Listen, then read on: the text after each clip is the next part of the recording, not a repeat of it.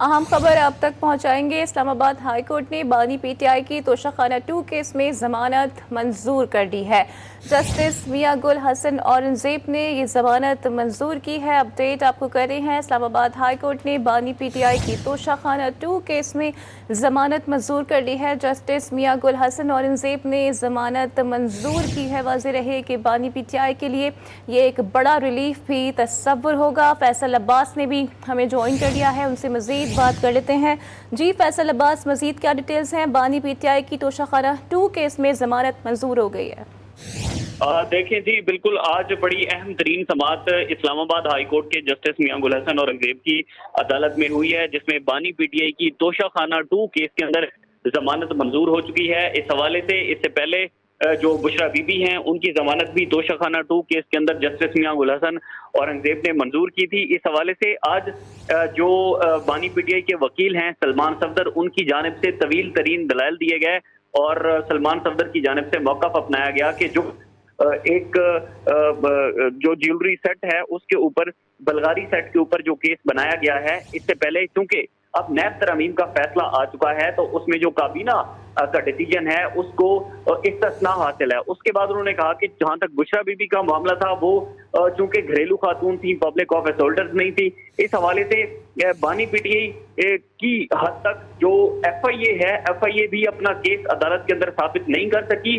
18 सितंबर से 20 सितंबर के दौरान आज अदालत के अंदर ये इंकशाफ हुआ है कि 2 दिन के अंदर एफआईए ने अपना केस बनाया और उस केस के अंदर जो गवाहों के बयानात थे 164 के, वो बयान 2 दिनों के अंदर जो है वो प्रोसिक्यूशन ने बना लिए। इन तमाम तर जो दलाइल थे, उन दलाइल को देखते हुए जस्टिस मियां गुल हसन औरंगजेब ने रिमार्क्स दिए कि चूंकि अब जो है वो जमानत मंजूर की जाती है, उसकी वजह यह है कि जब 2 दिन के अंदर केस बनाया गया तो जो प्रोसिक्यूशन है उसका केस को इतना मजबूत नहीं है।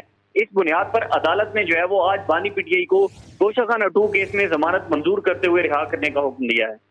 अच्छा, ये बताइएगा फैसल के बानी पीटीआई पर मजमूई तौर पर अभी कितने केसेस हैं? अच्छा देखें, इसमें अगर हम डिटेल में देखें तो बानी पीटीआई इस वक्त 190 मिलियन पाउंड केस में जो है वो उनकी जमानत मंजूर हो चुकी है। तोशाखाना 1 केस में उनकी सजा मुअत्तल हो चुकी है। उसी के साथ ही साइफर केस में वो बरी हो चुके हैं, इद्दत केस में भी वो बरी हो चुके हैं। 9 मई के कुछ लाहौर के मुकदमात ऐसे हैं जिनमें बानी पीटीआई इस वक्त नामजद हैं। उसी के साथ ही रावलपिंडी के जीएचक्यू हमला केसेस में जो है वो बानी पीटीआई इस वक्त नामजद हैं।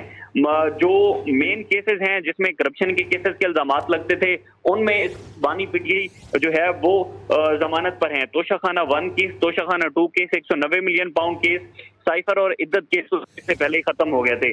अब चूंकि 9 मई के जो केसेस हैं, उन केसेस के अंदर बानी पीटीआई को जो है वो जेल में रखा जा सकता है। अदरवाइज इसके अलावा करप्शन का कोई और केस बानी पीटीआई के ऊपर नहीं बचा जिसका अभी तक ऑर्डर ना आया हो। तोशाखाना 2 केस आखिरी केस था, इसमें भी आज अदालत ने जो है वो जमानत पर रिहा करने का हुक्म दिया है।